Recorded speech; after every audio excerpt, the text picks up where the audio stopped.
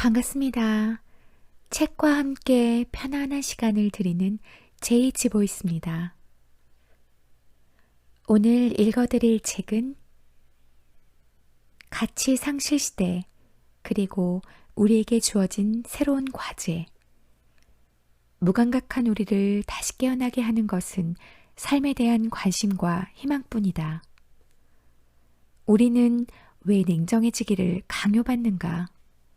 알렉산더 버트야니의 무관심의 시대입니다. 오늘날 많은 사람들이 가치 위기가 찾아왔다고 한탄한다. 그리고 자신의 인생 설계를 의심하거나 최소한 비판적으로 생각해 볼 필요가 있다고 말한다. 하지만 누구도 확실한 해답을 찾지 못하고 있다. 사회는 풍요롭지만 많은 사람들이 나침반을 잃어버렸다. 삶이 나아가야 할 방향과 태도에 대한 통찰력을 상실했으며 이상과 희망에 대해서도 침묵하고 있다. 심리학 연구에서도 부유한 산업국가에서의 탈도덕화 현상과 삶에 대한 회의, 체념, 불안이 만연하다고 보고하고 있다.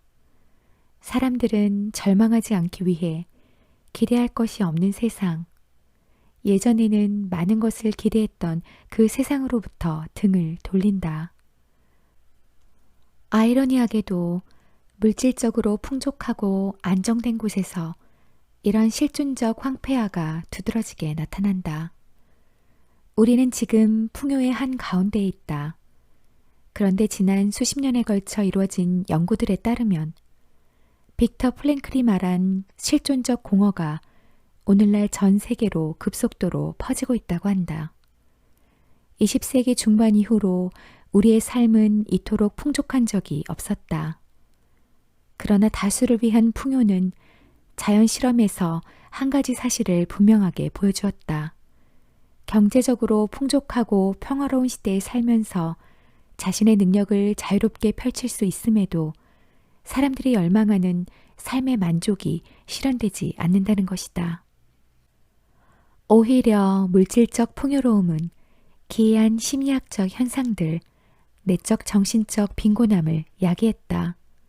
불만족, 상실감, 좌절감, 무료함, 폭력, 중독성 질환 등이 빠르게 퍼져나간 것이다. 과거 몇 세기 동안 빈곤을 겪으면서 품었던 생각, 즉 시급한 생존 문제를 해결하고 나면 마침내 행복해질 것이라는 생각에 오류가 있었음이 분명하다. 존재가 의식을 결정한다라는 마르크스의 유명한 명제 역시 진실로 판명되지 않았다. 오히려 그릇된 의식이 물질적으로 안정된 상태에 있는 존재를 암울하게 만들었다. 이러한 현상은 오늘날 현대인들에게 만연한 가치 상실과 실존 위기에서 잘 나타나고 있다. 사람들은 충분히 풍요롭지만 행복감과 만족감을 느끼기 위해 아직 더 많은 것이 필요하다고 생각한다. 그렇게 만족하지 못하는 가운데 또다시 체념하고 이러한 체념 속에서 삶의 비구속성 또는 일종의 운명론에 빠진다. 모든 것에 무관심해지고 아무 것에도 흥미를 느끼지 못하는 삶의 비구속성이라는 양상은 또 다른 불안과 방향 상실을 초래하는 기반이 된다.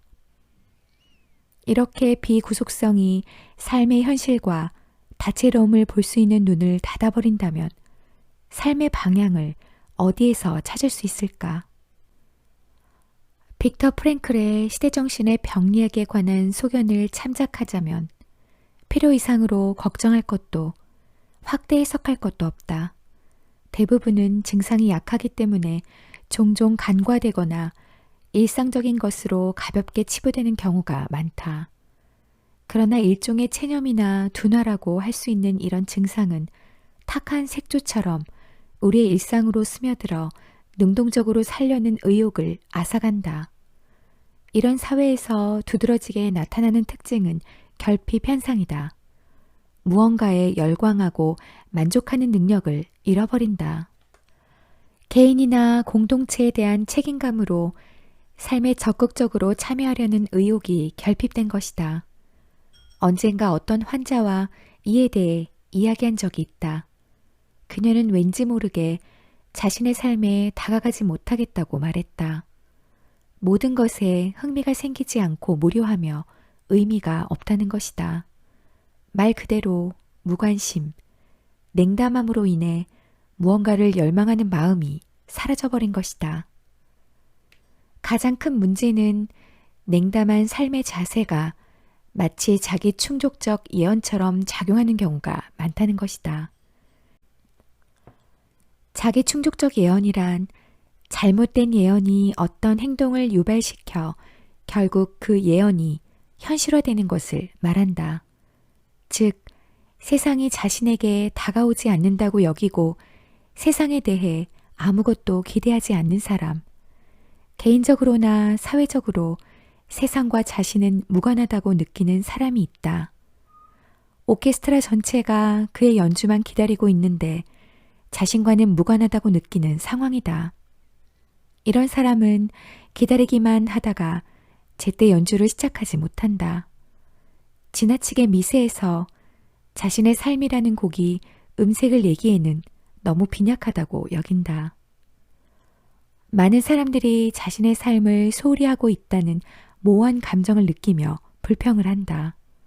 문제는 우리 자신의 삶을 소홀히 하면 삶도 우리를 소홀히 한다는 점이다.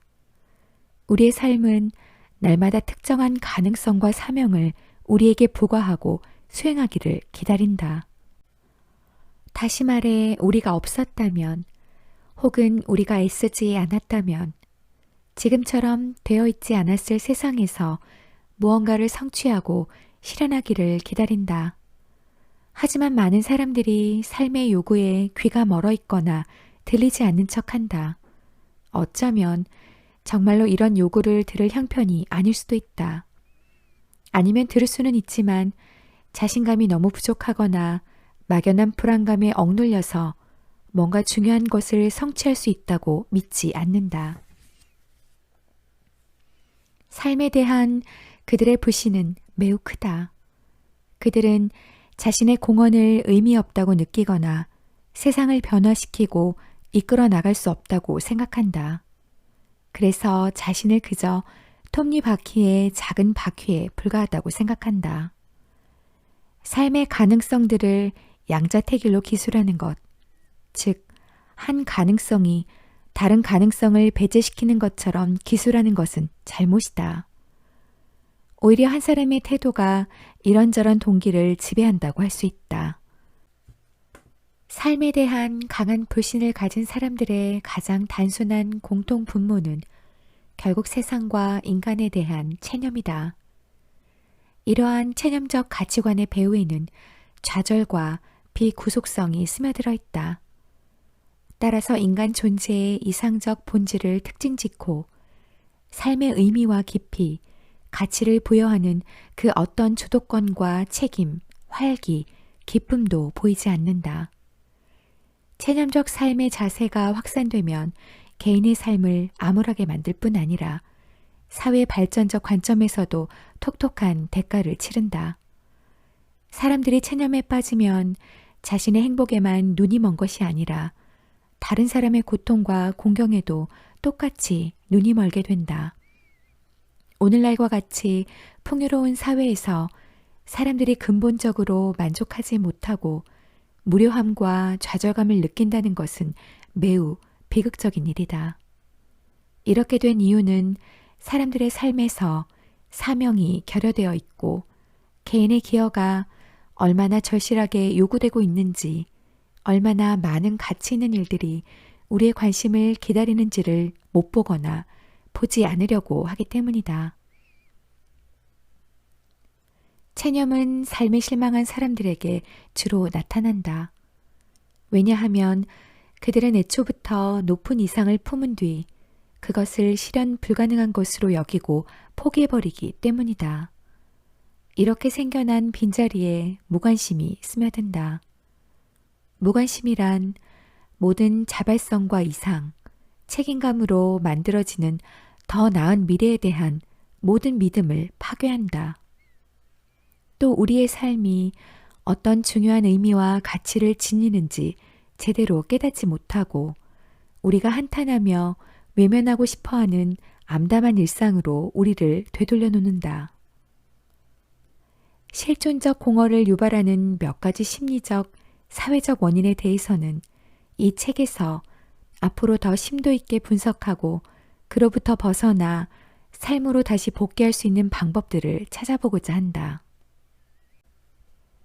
최근 연구들을 자세히 들춰보지 않아도 예상 가능한 한 가지 사실이 있다. 하나의 공동체, 전체적으로 보면 이 세상이 한때 희망과 이상을 가지고 마음을 활짝 열었던 적극적인 조력자들을 잃었다는 안타까운 사실이다.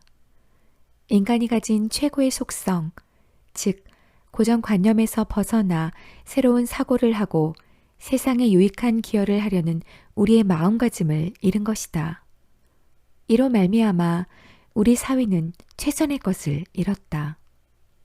만물의 순리에 순응하면서도 새롭고 활기찬 것이 도약할 수 있도록 기여하고 호의를 가지고 누군가를 돕거나 곤경을 이겨낼 수 있는 힘을 상실한 것이다.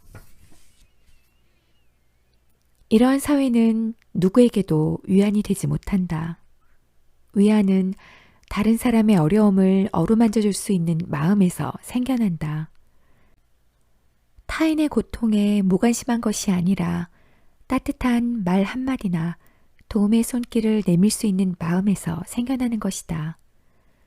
그런데 무관심에 사로잡힌 사람은 위로가 필요한 타인에게 다가가는 능력을 잃어버리고 그 역시 절망과 개인적으로 경험한 상실감을 극복하지 못한다.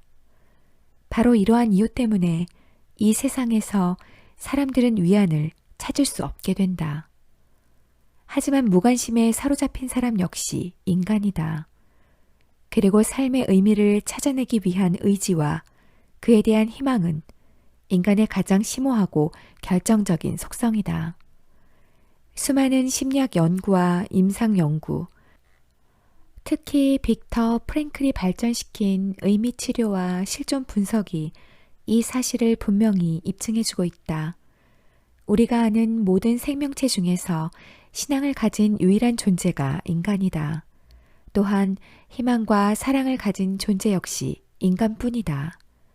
이 사실은 이미 인간의 속성과 실존적 구조에 대해 우리가 알고 있는 것보다 훨씬 많은 것을 말해준다. 인간의 이상과 사명감은 천부적인 것이다. 이 세상은 도움을 필요로 하며 우리의 관심과 기여를 기다리고 있다. 따라서 이 세상이 더 살기 좋은 곳이 되도록 우리가 힘을 합쳐야 한다. 사실 현상학적 소견은 이러한 희망이 객관적 상관관계를 지니고 있는지를 말해주지 않는다. 하지만 최소한 인간이 지혜를 가진 호모 사피엔스일 뿐만 아니라 희망을 품고 삶의 의미를 찾으려고 노력하는 존재임을 말해준다. 우리는 이러한 희망이 그저 거대한 꿈에 불과한지 아니면 인간에게 주어진 사명이자 현실인지 아직 모르기 때문에 계속 탐구해 나가야 한다. 다시 말하지만 희망은 인간 존재의 본질에 속한다. 절망은 공허한 빈자리를 남기며 우리를 냉담하게 만들고 깊은 고통을 야기한다. 그렇기 때문에 의미도 사명도 책임도 위안도 없는 세상이 되는 것이다. 무관심은 인간으로서의 책임감을 거부한다. 삶으로부터 도망치고 싶어 하는 것이다. 그곳에 빈자리가 생겨나는 것이다. 오늘은 여기까지입니다. 오늘도 끝까지 함께 해주셔서 감사합니다.